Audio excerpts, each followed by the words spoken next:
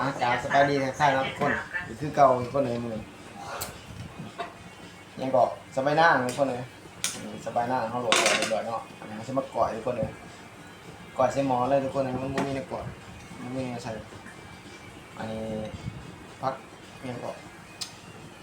ซีพลังพักบัวแล้วก็พริกแห้งซอยทุกคนเลยพริกสดบุมี่ข่าตะไคร้ใบมะกรูดเท่าหั่นลงไปเลยเนาะเอาหั่นเอาซอยไว้เรียบร้อยนะทุกคนนี่คือเครื่องปรุงเนาะมื้อนี้เฮาสิก่อยคมเนาะทุกคนเนาะ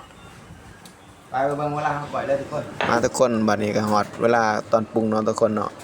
จักบ่ทนไทยท่าใดไทยไปไทยมาเวลาบ่ทนมาตัดต่อน่ะมันบัดเป็นภาพไว้ซื่อๆมันเป็นภาพแบบว่าเอาเรียวไปเองเนาะอันนี้ก็ฮอดเวลาเฮาปรุงเนาะทุกคนใส่พริกป่นน้ำปลาลงไปเนาะแล้วใส่กระขัวทุกคนเอ้ยแป้งนัวใส่ลงไปเนาะแต่บ่ได้เห็นตอนว่าเราใส่วันนี้ก็สิใส่หอมแขกหอมยังลงไปเนาะที่เฮาซอยลงไปเรียบร้อยเนาะวันนี้ก็ฮอดเวลาเฮาครับตอน10เนาะทุกคนบ่โทษก็ยังงงกันเอ้าถ่ายมันขึ้นนี่ถ่ายดีๆงามเวลามาตัดต่อบัดมันบัดเป็นอีสังของมันก็เลยงงๆเนาะ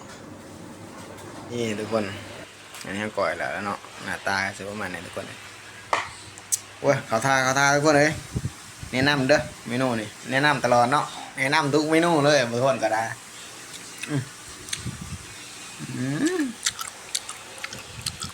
มากับสบายดีทักทายอีกรอบทุกคนเนาะเขากำลังซุกทุกคนเลยเขากำลังซุกน้อยนี่เขาแรกนะผม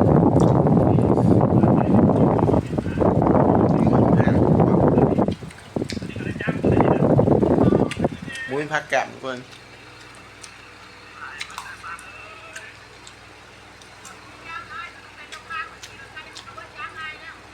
มาเด้อ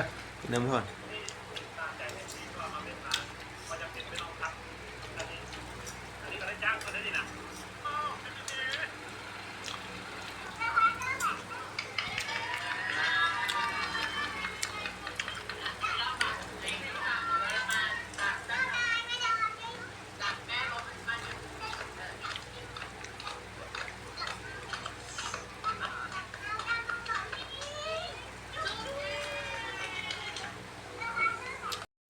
เอาอีกแล้วทุกคนเลยวิดีโอนี่ก็เป็นอีกแล้ว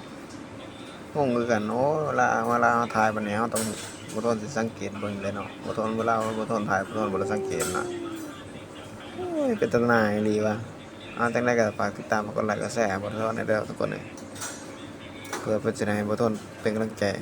เฮ็ดคลิปต่อๆไปทุกคนนะจังได๋ก็รบกวน